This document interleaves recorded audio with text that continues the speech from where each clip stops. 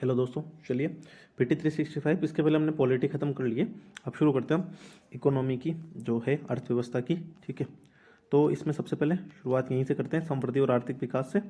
ठीक है, तो जो पहला टॉपिक है वो है जीडीपी का। तो ऐसा कोई सच इंपॉर्टेंट टॉपिक नहीं है, लेकिन फिर भी हम एक बार पढ़ लेते हैं। ठीक है, तो भारत में सकल घरेलू उत्पाद का भी एक एस्टिमेशन आया है। ठीक है, तो वित्त वर्ष 2023-24 की अप्रैल जून अवधि के दौरान यानी क्वार्टरली है, भारत की जो रियल जीडीपी वृद्धि दर है वो 7.8% थी। कोई एक इंपॉर्टेंट डाटा नहीं है, बस एक फैक्ट दे रखा है। ठीक है, अब हम देख लेते हैं कि भारत में जीडीपी गणना की मौजूदा विधियां क्या है। तो इंडिया में जो जीडीपी है उसको दो चीज़ों पर मेजर किया जाता है। आप भी लोगों ने अपने क्लासेज में पढ़ाई होगा कि रियल और नॉमिनल जीडीपी। तो रियल जीडीपी होती है और एक होती है नॉमिनल जीडीपी। ठीक है, और इसमें जो सांख्यिकी और कार्यक्रम जो मंत्रालय है हमारा मोसपाई है, वो स्थिर कीमतों और चालू कीमतों के आधार पर प्रत्येक 3 माह में सकल मूल्यवर्धन जीवीए की गणना करता है। ये जीवीए वाला कंसेप्ट हम लोगों ने 2015 में लाया था। आप लोगों को पता ही होगा कि हमने 2015 में हमारे जीडीपी में कुछ चेंजेस किए थे, उसमें से एक जीवीए मेथड को भी लाया गया था। और जीवीए को टोटल 8 सेक्टर पर निकाला जाता है। ठीक है, रियल जीडीपी की गणना के लिए जो कीमत है, तो जो रियल जीडीपी की गणना होती है उसके लिए हमारे पास में एक बेस ईयर होता है, और जो बेस ईयर है इसमें वो है आधार वर्ष 2011-12। अच्छा, ये आधार वर्ष 2011-12 2015 में ही चेंज किया था, ये बात भी ध्यान रख लेना। और जो नॉमिनल जीडीपी है इसको चालू कीमतों का यूज करके निकाला जाता है। ये आप लोगों को अपनी रूटीन क्लासेस में पता ही होगा। एक जीडीपी डिफ्लेटर होता है। तो जीडीपी डिफ्लेटर क्या होता है, तो जो हमारा रियल जीडीपी है, ठीक है, जो हमारी रियल जीडीपी है और जो हमारी नॉमिनल जीडीपी है, उसी का जो क्या बोलते हैं रेशियो होता है, उसी का जो रेशियो होता है उसी को हम क्या बोलते हैं, जीडीपी डिफ्लेटर बोलते हैं। उसी को हम क्या कहते हैं, जीडीपी डिफ्लेटर कहते हैं। और ये अनुपात जो होता है ये हमें बताता है कि उत्पादन में वृद्धि के बजाय उच्च कीमतों के चलते जीडीपी में किस सीमा तक वृद्धि हुई है, कि जीडीपी में किस सीमा तक वृद्धि हुई है उच्च कीमतों के चलते। ठीक है, तो ये वाली बात हो गई। अब जीडीपी की गणना के लिए हमारे पास में कौन कौन से दृष्टिकोण है, तो आप लोगों ने पढ़ाई होगा अपनी क्लासेस में कि हम जीडीपी की गणना 3 विधियों से करते हैं। एक तो मूल्यवर्धित, हर एक में हुआ जो है उसको मूल्यवर्धित करते चलो। एक हमारी आय इनकम होती है और एक हमारी व्यय विधि होती है। ठीक है, और इन तीनों का कलेक्टिव यूज किया जाता है, ये बात ध्यान रखना, इन तीनों का कलेक्टिवली यूज किया जाता है। तो इन तीनों का हम यूज करते हैं। उसके बाद में ये अभी जो मैं आपको बता रहा था कि 2014-15 में हमने गणना में कुछ चेंजेस किए थे। पहला तो चेंजेस हमने कि 2015 में केंद्रीय सांख्यिकी कार्यालय सीओसीओ ने राष्ट्रीय लेखा सांख्यिकी की नई श्रृंखला शुरुआत की थी। ठीक है, अब हम जो नई श्रृंखला है ना, ये राष्ट्रीय लेखा प्रणाली जो हमारा यूनाइटेड नेशन का जो एसएनए है, यूएनएसएनए, ठीक है, उसकी हम 2008 वाली अब कर रहे हैं। ठीक है, तो ये ध्यान रखना, हम कौन सी वाली को फॉलो कर रहे हैं, तो यूनाइटेड नेशन की 2008 वाली को हम फॉलो कर रहे हैं। अच्छा, उसके बाद में जो हमारा आधार वर्ष था वो पहले हुआ करता था 2004-5, उसको चेंज करके हमने कर दिया अब 2011-12। तो अगर कोई पूछ ले कि अभी जीडीपी का बेस ईयर क्या है, कौन सी जीडीपी का, स्थिर जीडीपी का, तो क्या बोलते हैं, वो हो जाएगा हमारा 2011-12। ये बात आप लोगों को ध्यान रखनी है। ठीक है, उसके बाद में एक और चीज जो, ठीक है, ये तो हो ही गया। अर्थव्यवस्था की सही स्थिति को दर्शाने के लिए आधार वर्ष को हम समय समय पर चेंज करते रहते हैं। ठीक है, अच्छा, विकास को मापने के लिए जीडीपी एक अच्छा संकेतक नहीं है, ये हमारी एनसीईआरटी में भी दे रखा है, तो हमें इसको थोड़ा सा देखना है कि भाई विकास को मापने के लिए जीडीपी एक अच्छा संकेतक क्यों नहीं है। तो वो इसलिए नहीं है क्योंकि एक तो इसमें आर्थिक अपराध, प्रदूषण, ऐसे बाहरी कारकों पर ध्यान नहीं दिया जाता। क्या बोलते हैं, अगर कोई जो होम वर्कर होती है, ठीक है, जो घर पर काम करने के लिए आती है, अगर वो काम कर रही है तो उसका तो क्या बोलते हैं वैल्यू मापा जाता है। लेकिन हमारे घर में अगर कोई फीमेल काम करती है, ठीक है, हमारी माँ हो सकती है, बहन हो सकती है, तो उसका कोई वैल्यू नहीं नापा जाता है। तो ये क्या है, तो एक तरीके से इसमें जीडीपी आई नहीं रही है, तो ये अच्छा नहीं है। इसके अलावा शांति, पर्यावरण, जुड़ाव, ऐसी चीजें इसमें गणना नहीं की जाती है। ठीक है, तो ये चीजें हम इसमें कर सकते हैं। फिर जीडीपी की गणना में चुनौतियां क्या है, ये इंपॉर्टेंट नहीं है प्रीलिम्स के लिए। अलग अलग क्षेत्र से संबंधित पुराने डेटा की मौजूदगी है, असंगठित संयंत्र का लेखांकन है, कुछ उत्पादक गतिविधियों को बाहर रखना जैसे घरेलू कार्य। तो हमारी पहली न्यूज ज़्यादा इंपॉर्टेंट नहीं थी। हाँ, लेकिन आप एक चीज़ जरूर करना, जो जीडीपी, जीएनपी, इन सब के कंसेप्ट को बहुत अच्छे से पढ़ लेना। ठीक है, चलिए अब हम शुरू करते हैं राष्ट्रीय बहुआयामी निर्धनता सूचकांक, national multi dimensional poverty index. ये बहुत इंपॉर्टेंट है। पहली बात तो इसको निकालता कौन है, तो इसको निकालता है नीति आयोग। ठीक है, पहली बात तो जो हमें ध्यान रखनी है, इसको कौन निकालता है, तो इसको निकालता है नीति आयोग, जो हमारा योजना आयोग के स्थान पर आया था, एक थिंक टैंक है ये। ठीक है, चलिए, तो अभी तो इसमें देखो, इसमें एक तो पावर्टी हेड काउंट रेशियो में गिरावट दर्ज की गई है, और सबसे इंपॉर्टेंट बात यह है कि लगभग 24.82 करोड़ भारतीय भारतीय बहुआयामी गरीबी से बाहर आए हैं। तो ये बात हमें ध्यान रखनी है कि हमारी गरीबी है उसमें क्या बोलते हैं कमी आ रही है, जिसमें यूपी, बिहार, मध्य प्रदेश, ओडिशा, राजस्थान में तो बहुआयामी गरीबी में बहुत ज्यादा गिरावट दर्ज की गई है। अच्छा, एक और चीज याद रखना, दो इंडेक्स है, एक होता है मल्टी डायमेंशनल पावर्टी इंडेक्स, ठीक है, जो ग्लोबल लेवल पर निकाला जाता है या वर्ल्ड लेवल पर निकाला जाता है, ठीक है। तो जो वर्ल्ड वाला है वो तो क्या बोलते हैं, हम आगे देखेंगे, वैसे उसको यूएनडीपी और ओडीएचआई करके निकालते हैं, ऑक्सफोर्ड यूनिवर्सिटी वाला निकालते हैं। और जो हमारा वाला एमपीआई है, ठीक है, ठीक है, इसको क्या बोलते हैं, नीति आयोग निकालता है। लेकिन इन दोनों में जो सबसे मेजर डिफरेंस क्या है, वो है कि जो एमपीआई है, ठीक है, जो एमपीआई है इसमें ओनली 10 इंडिकेटर हैं, जबकि जो हमारा वाला एमपीआई है, ठीक है, एनएमपीआई इसको बोल देते हैं हम, नेशनल एमपीआई, इसमें 12 इंडिकेटर हैं, ये ध्यान रखना। वैसे हम देखेंगे अभी वो 12 इंडिकेटर कौन कौन से। चलिए, तो अगर हम देखें तो जो क्या बोलते हैं बहुआयामी गरीबी सूचकांक है, ये 12 संकेतकों पर निकाला जाता है, और सभी संकेतक अच्छा प्रदर्शन कर रहे हैं, ये ध्यान रख लेना कि सभी संकेतकों में अच्छा प्रदर्शन आया है। और हम जो हमारा सतत विकास लक्ष्य का 1.2 है, 1.2 लक्ष्य क्या बोलता है कि मल्टी डायमेंशनल पॉवर्टी को आधा कर देना, मल्टी डायमेंशनल पॉवर्टी को कम से कम आधा करने का जो उल्लेख है उसको हम 2030 से पहले भी हासिल कर सकते हैं। आप लोगों को पता होगा जो एसडीजी है उनको 2030 तक टारगेट करना है। टोटल एसडीजी कितने, 17, तो उनमें से जो 1.2 है जो गरीबी की बात करता है उसको हम समय से पहले पूर्व कर सकते हैं। चलिए, अब बात करते हैं एमपीआई की। तो जो एमपीआई निकाला जाता है ना, इसको जो नेशनल फैमिली हेल्थ सर्वे होता है उसके बेसिस पर निकाला जाता है। तो जो पहली बार जो राष्ट्रीय एमपीआई हुआ था ये 2021 में निकला था, और इसको नेशनल फैमिली हेल्थ सर्वे 4 के स्थान पर निकाला गया था। लेकिन जो अभी हुआ है इसको नेशनल फैमिली हेल्थ सर्वे 5 के बेस पर निकाला गया है, ये ध्यान रखना है हमें, ठीक है।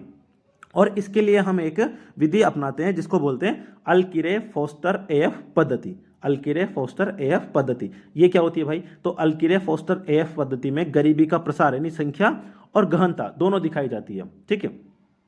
तो इसमें दोनों चीजें मापी जाती है कि गरीबों का प्रसार संख्या कितनी है और उनकी तीव्रता कितनी, भाई वो गरीब कितने हैं, ठीक है। और इसमें विभिन्न संकेतकों का यूज करके किया जाता है। अच्छा, एक और चीज ध्यान रखना कि अगर किसी की जो एमपीआई का स्कोर है अगर वो 33.33% के बराबर या उससे अधिक है तो उसको क्या माना जाता है, एमपीआई माना जाता है। इनके हर एक इंडिकेटर के लिए इसमें कुछ स्कोर दे रखा है, ठीक है। और उस स्कोर के आधार पर अगर किसी का स्कोर 33.33% आ जाए या इससे ज्यादा आ जाए तो उसको बोला जाता है कि भाई ये मल्टी डायमेंशनल पॉवर्टी है या ये व्यक्ति बहुआयामी गरीब है, ठीक है। चलिए, इसमें एक तो हेड काउंट रेशियो को करते हैं, ठीक है। हेड काउंट रेशियो कैसे निकालेंगे, तो सॉरी, बहुआयामी निर्धन व्यक्तियों की संख्या को कुल जनसंख्या से डिवाइड करके निकाला जाता है। तो बहुआयामी निर्धन व्यक्तियों की संख्या अपॉन कुल जनसंख्या।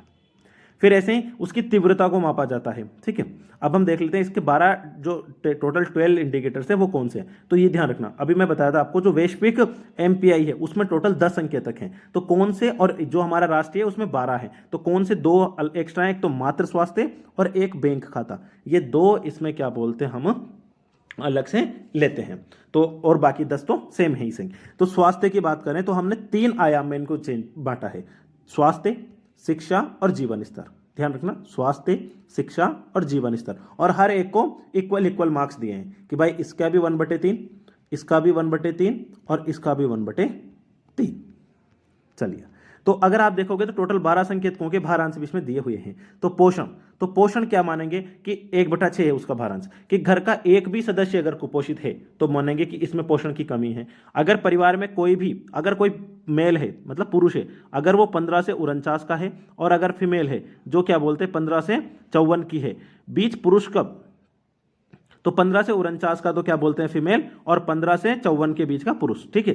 पुरुष का बॉडी मास इंडेक्स अगर इससे कम है, 18.5 किलोग्राम बॉडी मास इंडेक्स नहीं है, तो मानेंगे कि ये पोषण इनको नहीं मिल रहा है। या 0 से 59 माह के बीच का कोई भी बच्चा कुपोषित हो, 0 से 59 माह है, ये ध्यान रखना, महीने, ठीक है, मतलब लगभग 5 साल तक का, 12×5 = 60 यानी 5 साल तक का अगर कोई बच्चा कुपोषित है तो उसको हम क्या मानेंगे कि भाई इनमें पोषण की कमी है और उसको 1/6 नंबर मिल जाएगा, नहीं तो नहीं मिलेगा, ठीक है। और अगर 1/6 मिल गया तो फिर आप समझ सकते हो कि वो कुपोषित जो एमपीआई है उसमें आने में उसकी होड़ लगी हुई है। दूसरा देखते हैं बाल और किशोर मृत्यु दर। बाल और किशोर मृत्यु दर क्या बोलती है कि सर्वे की तारीख के से 5 साल पहले की अवधि में 18 साल से कम के किसी बच्चे या किशोर की मृत्यु हो गई है, तो सर्वे की तारीख से 5 साल पहले की अवधि में अगर परिवार में 18 साल से कम के किसी बच्चे या किशोर सर्वे की मृत्यु हो गई हो तो हम मानेंगे कि वो बाल या किशोर मृत्यु दर में आएगा। एक आता है इसमें मातृ स्वास्थ्य दर, कि अगर सर्वे की तारीख से 5 साल पहले की अवधि में कोई महिला जिसने बच्चे को जन्म दिया और उसे कम से कम 4 प्रसव पूर्व देखभाल प्राप्त नहीं की हो तो उसको हम बोलेंगे कि इसमें मातृ स्वास्थ्य खराब है। अब हम देख लेते हैं शिक्षा। शिक्षा का भारांश भी 1/3 ही है। इसके पहले हमने क्या देखा था, स्वास्थ्य। अब क्या देख रहे हैं, शिक्षा। शिक्षा में आ जाएगा स्कूली शिक्षा के वर्ष और स्कूल अटेंडेंस। तो स्कूली शिक्षा के वर्ष में क्या आ जाएगा कि परिवार का 10 वर्ष या उससे अधिक का आयु का एक भी सदस्य अगर 6 वर्ष की स्कूल पूरी शिक्षा नहीं कर पाया तो मानेंगे कि भाई उसने स्कूली शिक्षा के वर्ष पूरे नहीं किए हैं। और स्कूल अटेंडेंस में स्कूल जाने योग्य एक भी बच्चा उस उम्र तक स्कूल नहीं जा पाया है जो उसे कक्षा 8 में होना चाहिए था, तो मानेंगे कि इसकी स्कूल अटेंडेंस नहीं है। अब जीवन स्तर में एक तो है कुकिंग फूड, कि भाई कोई क्या बोलते हैं गोबर के कंडो इनका यूज करके तो नहीं बना रहा ना खाना। सैनिटेशन, किसी के पास में शौचालय वगैरह की व्यवस्था है नहीं है। पेयजल, किसी के पास में अच्छा पानी है नहीं है, कम से कम 30 मिनट की दूरी पर पानी हो जाना चाहिए। विद्युत, घर में बिजली की सुविधा है या नहीं है। आवास, लोग क्या बोलते हैं झोपड़पट्टी में तो नहीं रह रहे, या प्राकृतिक जैसे वो होती है ना नॉर्मल छतें डाल लेते हैं हम, घर में घास फूस की बनती है वो। एसेट्स, उसके पास में रेडियो, टेलीविजन, बैलगाड़ी, साइकिल, इनमें से कुछ तो हो बेचारे के पास में, ठीक है। और बैंक खाता, उसके पास में क्या बोलते हैं बैंक या डाकघर खाता है या नहीं है, तो इसको हम बोलेंगे। अच्छा, इसमें एक चीज़ ध्यान रखना क्या, कि इसमें हमने कहीं प्रति व्यक्ति आय की बात करी क्या, साक्षरता दर की बात करी क्या, जीवन प्रत्याशा की बात करी क्या, नहीं। तो ये एमपीआई में शामिल नहीं होते हैं। एक बार फिर से हम इनको देख लेते हैं, ठीक है। स्वास्थ्य में 3 थे, पोषण, बाल और किशोर मृत्यु और मातृ स्वास्थ्य। शिक्षा में 2 हैं, स्कूल शिक्षा के वर्ष और स्कूल अटेंडेंस। जीवन स्तर में 6 हैं, सॉरी जीवन स्तर में टोटल हो जाएंगे आपके 7। कुकिंग फ्यूल, सैनिटेशन, पेयजल, विद्युत, आवास, परिसंपत्ति, बैंक खाता, ये हमें ध्यान रखना चाहिए। अच्छा, एक वैश्विक बहुआयामी गरीबी सूचकांक हो जाएगा, ठीक है। इसको 2010 से राष्ट्रीय जो यूएनडीपी है और ऑक्सफोर्ड ओपीएचआई बताया था मैंने आपको, ठीक है, ऑक्सफोर्ड निर्धनता तथा मानव विकास पहल के द्वारा निकाला जा रहा है, ठीक है। 110 देशों को 10 संकेतकों के आधार पर ट्रैक करता है। तो इसमें 2 संकेत कौन से नहीं है जो उसमें थे, एक तो मातृ स्वास्थ्य और एक बैंक खाता। ग्लोबल एमपीआई की बात करें तो 110 देशों में 6.6 अरब आबादी में से 1.1 बिलियन लोग बहुआयामी निर्धन की श्रेणी में शामिल हैं। चलिए, तो ये हो गया हमारा बहुआयामी गरीबी वाला टॉपिक। इंपॉर्टेंट था, इसके इंडिकेटर जरूर याद रखना, निकालते कौन है ये ध्यान रखना, ठीक है।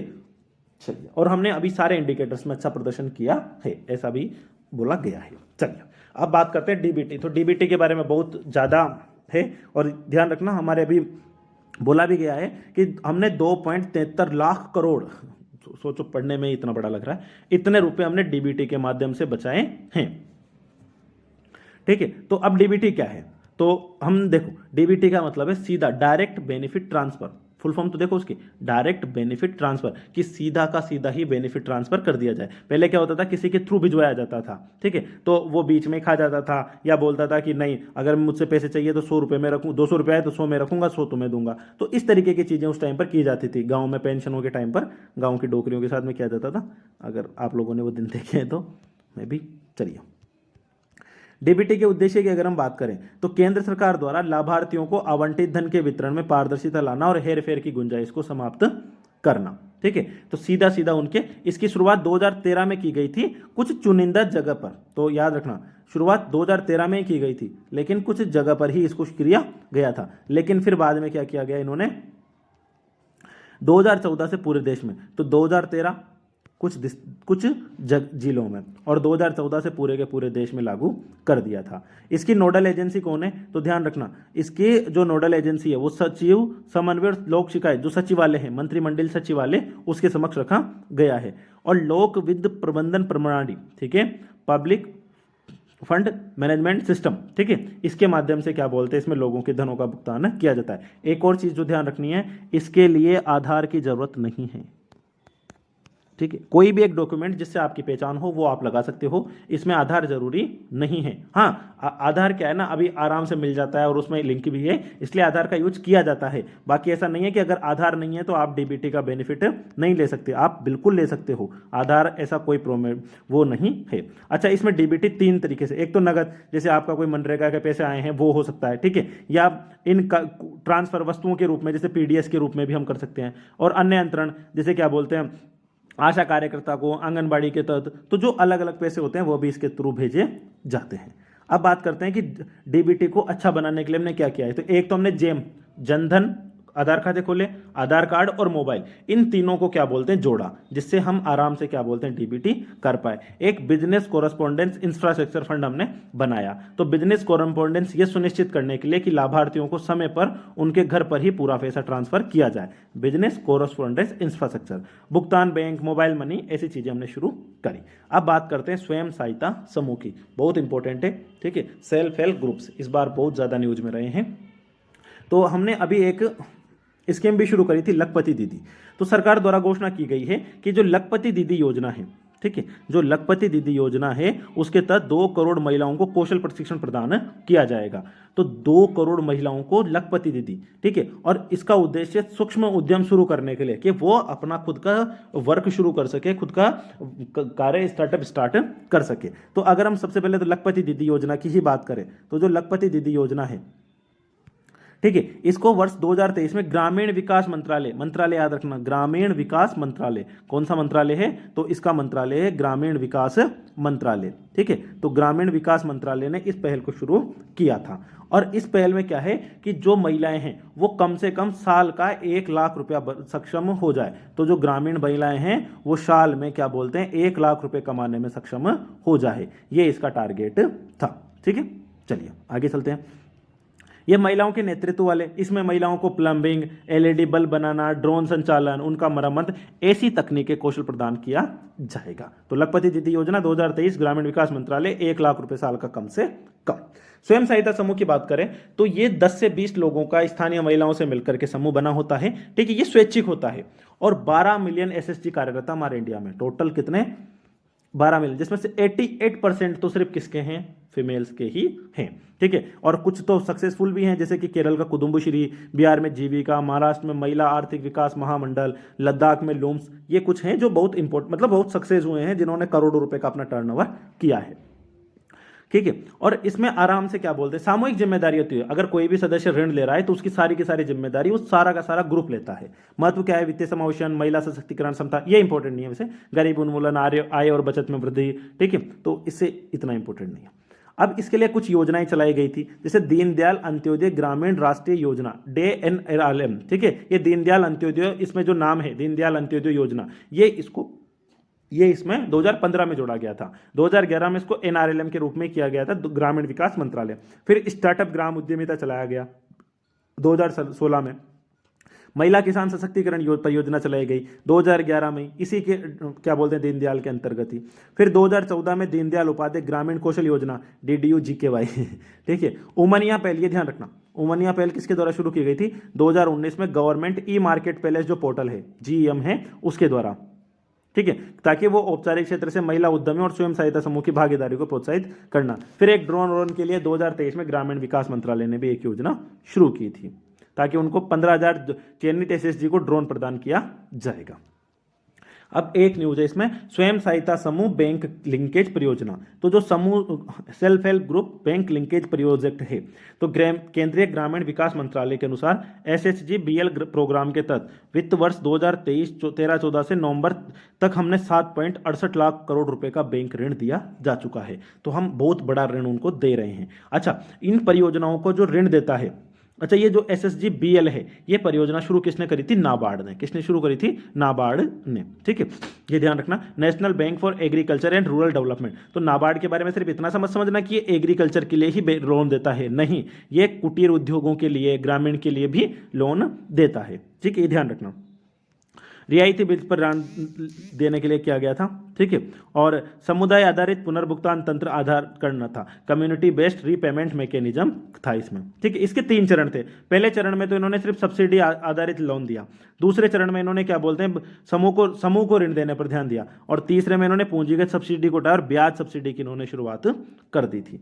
फिर एक भारत में सूक्ष्म वित्त की बात आती है, जो माइक्रो फाइनेंस की, ठीक है। ये इंपॉर्टेंट है, थोड़ा सा इसको पढ़ लेते हैं हम एक बार और, ठीक है। तो माइक्रो फाइनेंस इंडस्ट्री नेटवर्क, ये ध्यान रखना, जो माइक्रो फाइनेंस इंडस्ट्री नेटवर्क है, इसने माइक्रो मैटर्स मैक्रो व्यू शीर्षक से एक रिपोर्ट जारी की। अच्छा, ये ध्यान रखना कि जो MFIN है, यानी माइक्रो फाइनेंस इंडस्ट्री नेटवर्क है, ठीक है, ये गैर बैंकिंग वित्तीय कंपनी सूक्ष्म वित्त संस्थानों का एक संघ है, ठीक है। तो जो सूक्ष्म वित्त संस्थान है उनके लिए क्या बोलते हैं, MFIN बना हुआ है, जिसको 2009 में बनाया गया था। और सूक्ष्म वित्त संस्थानों का शीर्ष निकाय भी यही है, कौन, माइक्रो फाइनेंस इंडस्ट्री नेटवर्क। तो इसका नाम ध्यान जरूर रखना, माइक्रो फाइनेंस इंडस्ट्री नेटवर्क, ठीक है। सूक्ष्म वित्त से आशय क्या है, निम्न आय वाले ऐसे व्यक्तियों का समूह जो वित्तीय सेवाएं प्रदान करते हैं, किसी कारणवश पारंपरिक बैंकिंग प्रणाली में शामिल नहीं हुए हैं, ठीक है। NBFC MFI अन्य विनियमित संस्थाओं की तुलना में सर्वाधिक मात्रा में सूक्ष्म वित्त प्रदान करते हैं। MPI की सकल गैर निष्पादित परिसंपत्तियों में गिरावट आई है,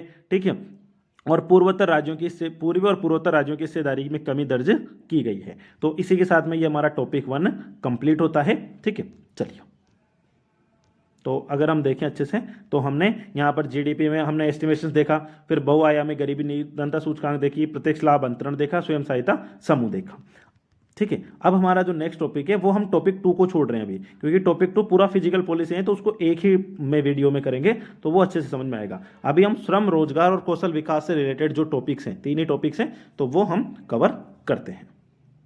तो इसका पहला टॉपिक है श्रम, रोजगार और कौशल विकास में आवधिक बल श्रम बल सर्वेक्षण, ठीक है। तो देखते हैं हम इसमें क्या है। तो जो पीरियोडिक लेबर फोर्स सर्वे है, ठीक है, तो ये अभी क्या बोलते हैं, जो हमारा NSSO है उसने इसको किया था, ठीक है। तो अगर हम इसमें देखें तो आवधिक बल सर्वेक्षण में पिछले वर्ष की तुलना में जो हमारा था वो बढ़ गया है, मतलब कि 57.9% हो गया है, ठीक है।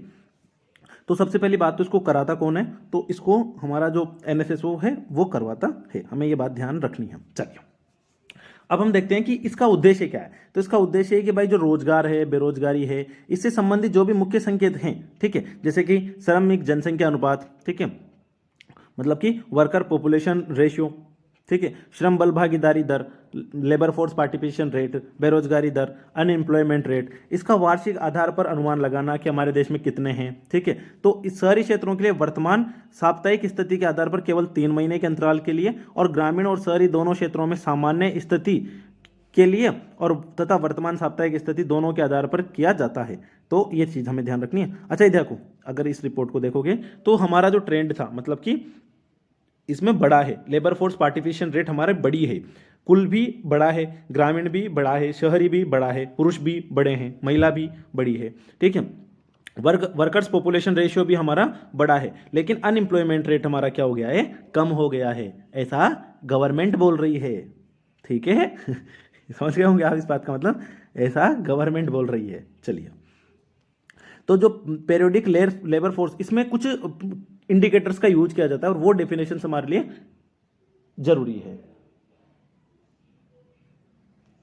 पहले टर्म है श्रम बल भागीदारी दर, ठीक है। तो इसमें क्या है ना, इसमें वो शामिल होते हैं जो श्रम बल में शामिल व्यक्तियों का प्रतिशत है, कि श्रम बल में कौन कौन शामिल है। अब इसमें कौन आ जाएंगे, चाहे वो कार्यरत हो, मतलब कहीं पर काम कर रहे हों, या काम की तलाश में लगे हों, या काम करने के लिए उपलब्ध हों, उन सबको हम श्रम बल भागीदारी दर में जोड़ते हैं। श्रमिक जनसंख्या अनुपात में कौन होंगे, कुल जनसंख्या में से जिन व्यक्तियों को रोजगार मिला हुआ है उसको हम बोलेंगे श्रमिक जनसंख्या अनुपात, कुल जनसंख्या में से रोजगार प्राप्त व्यक्तियों का प्रतिशत। और बेरोजगारी दर क्या है, कि श्रम बल में शामिल कुल लोग हैं, जो श्रम बल में शामिल थे उनमें से बेरोजगार व्यक्तियों का प्रतिशत कितना है, उनको हम क्या बोल देंगे कि ये बेरोजगारी दर है।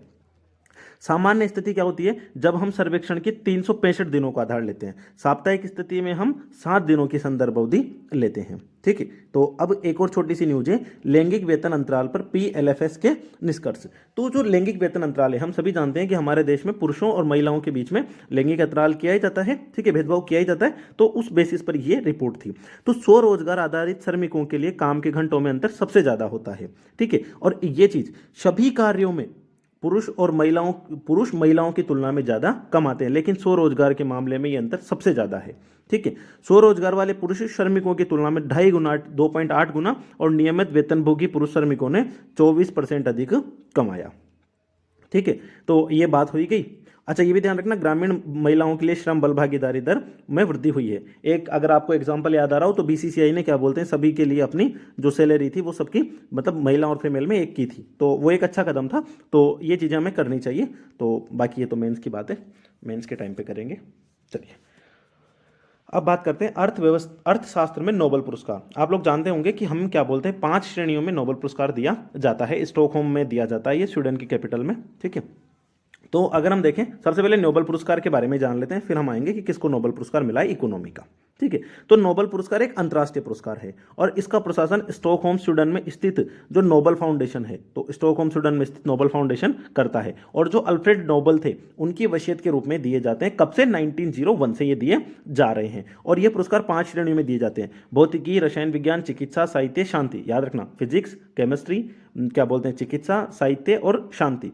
लेकिन याद रखना, जो छठी श्रेणी है जिसको हम अर्थशास्त्र का नोबेल पुरस्कार बोलते हैं, वो रॉयल बैंक ऑफ स्वीडन ने स्टार्ट किया था 1969 से। तो ये बाकी सब तो 1901 से शुरू हो गए थे, ये सिर्फ 1969 से शुरू हुआ था। भौतिक, रसायन और अर्थशास्त्र के लिए तो royal Swedish academy of sciences देती है, साहित्य के लिए स्वीडिश अकेडमी स्टॉकहोम और चिकित्सा के लिए कोरोलिका इंस्टीट्यूट। और ये ध्यान रखना, नोबेल शांति पुरस्कार का विजेता नॉर्वेजियन नोबेल कमेटी के द्वारा चुना जाता है। इसमें नोबेल डिप्लोमा, नोबेल पदक और 11 मिलियन स्वीडिश क्रोनर दी जाती है। तो ध्यान रखना, इसमें कितना पैसा मिलता है, 11 मिलियन स्वीडिश क्रोनर इसमें दिया जाता है। अच्छा, तो भाई अब क्या हुआ है, ये क्यों न्यूज में है? तो अभी क्या हुआ है ना, जो अल्फ्रेड नोबेल की स्मृति में जो अर्थशास्त्र का स्वीरेज रिस्पेक्ट पुरस्कार था 2023 का, ये क्लाउडिन गोल्डियन को देने की घोषणा की गई है। और क्लाउडिन गोल्डियन ने क्या किया? तो क्लाउडिन गोल्डियन ने श्रम बाजार में महिलाओं की भागीदारी के आउटकम्स को हमारी समझने में मदद की है।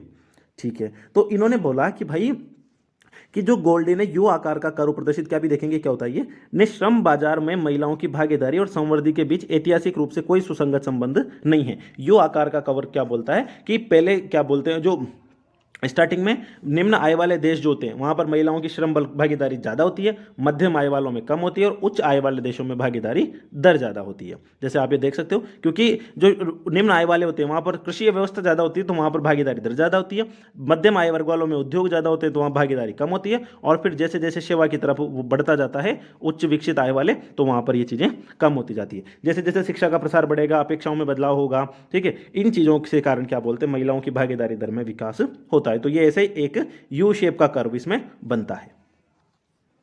चलिए अब हम बात करें तो क्या बोलते हैं इसमें सामाजिक मानदंड कि कौन से कारक हैं जो महिलाओं की भागीदारी दर को प्रभावित करते हैं। तो सामाजिक मानदंड में जैसे विवाह हो जाता है तो फिर उसके बाद में उनको काम नहीं करने दिया जाता है। पेरेंटहुड प्रभाव में बच्चों की सबसे ज़्यादा देखभाल करने की जरूरत, जिम्मेदारी किसके ऊपर होती है? तो जिम्मेदारी महिलाओं के ऊपर होती है। तो उसके कारण तकनीकी नवाचार बहुत कम होते हैं, जैसे गर्भ निरोधक दवाएं हो गई। तो इन चीज़ों में अच्छा हमने क्या कदम उठाए हैं भारत में, ये इंपॉर्टेंट है, ध्यान रखना। एक तो हमने सामाजिक सुरक्षा संहिता 2020 है, उसमें जो क्या बोलते हैं मेटर्निटी थी उसको बढ़ा करके 26 सप्ताह कर दिया था।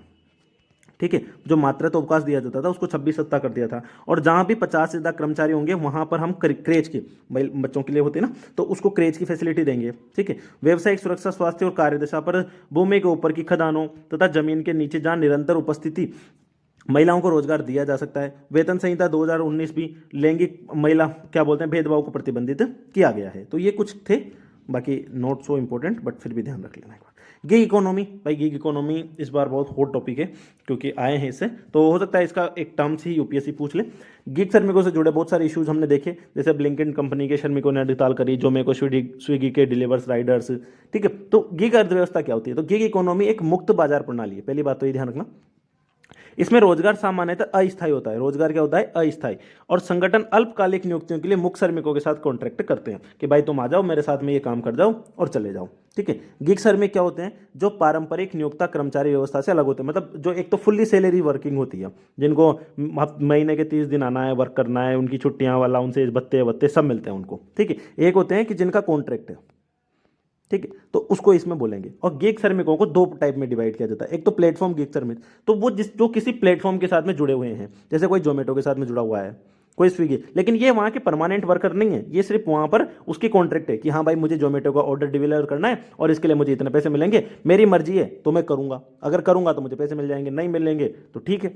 तो ये मेरा कॉन्ट्रैक्ट है ओनली। नॉन प्लेटफॉर्म में क्या होते हैं, जहाँ पर ऐसा कोई कॉन्ट्रैक्ट नहीं होता, ये पार्ट टाइम फुल टाइम होते हैं। कारण क्या है इसके बढ़ने के, इंटरनेट तक बहुत ज़्यादा पहुंच बढ़ रही है, स्टार्टअप बढ़ रहे हैं, प्लेटफॉर्म आपस में जुड़ रहे हैं, कार्य के प्रति दृष्टिकोण बदल रहा है, कॉन्ट्रैक्ट कर्मचारी बढ़ रहे हैं, ठीक है। अच्छा, इसके फायदे क्या हैं, अभी हम इसको देख लेंगे कि इसके लिए हमने कौन सा विनिमय ढांचा लिया है, लेकिन फायदे भी देख लेते हैं एक बार। तो फायदे बात करें तो उपभोक्ताओं के लिए तो पर्सनलाइज सेवा, समय और पैसे की बचत, कर्मचारियों के लिए काम करने में लचीलापन, रिमोट वर्किंग, वर्क लाइफ के बीच संतुलन, मन करे तो वर्क करो, लाइफ करो, जो करना है वो करो, मेरे कुछ दोस्त ऐसे ही, उनको यही करना है।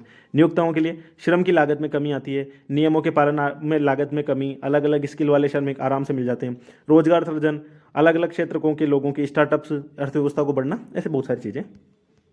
अब देखते हैं हम कि इसमें क्या किया गया है। तो विनियामक ढांचे की बात करें तो जो मजदूर संहिता 2019 है, वहां पर गिग श्रमिकों के लिए एक फ्लोर वेज का प्रावधान किया गया था, या यूनिवर्सल फ्लोर वेज क्या होती है कि भाई कम से कम इतना पैसा तो आप गिग श्रमिकों को देगो ही देगा। एक सामाजिक सुरक्षा आई थी, इसने भी गिग श्रमिकों को सामाजिक सुरक्षा के लिए किया गया था, ठीक है। एक सामाजिक सुरक्षा राष्ट्रीय कोष सामाजिक सुरक्षा बोर्ड, इनकी स्थापना भी इसमें की गई थी। तो ये कुछ चीजें हमने की है इसमें। अच्छा, एक और न्यूज है इसमें, गिग इकोनॉमी और गिग श्रमिकों के लिए कुछ सकारात्मक विकास हुई है, जैसे श्रम, वस्त्र और कौशल विकास संबंधी स्थायी समिति ने इनको कल्याणकारी योजनाएं बनाने के लिए, G20 ने भी अभी इसमें क्या बोलते हैं, जो श्रम और रोजगार मंत्रियों की बैठक हुई थी, गिग और प्लेटफॉर्म श्रमिकों के लिए स्थायी सामाजिक सुरक्षा पर आउटकम। राजस्थान देश का पहला ऐसा राज्य बना जिसने क्या बोलते हैं गिग श्रमिकों के लिए एक विधेयक लाया है। तो ये हमारा क्या बोलते हैं टॉपिक नंबर 3 भी कंप्लीट हो गया है। धन्यवाद आप सभी का। इसी के साथ में PT 365 का ये पहला पार्ट कंप्लीट होता है। हम पार्ट 2 में पब्लिक फाइनेंस को कवर करेंगे। ओके।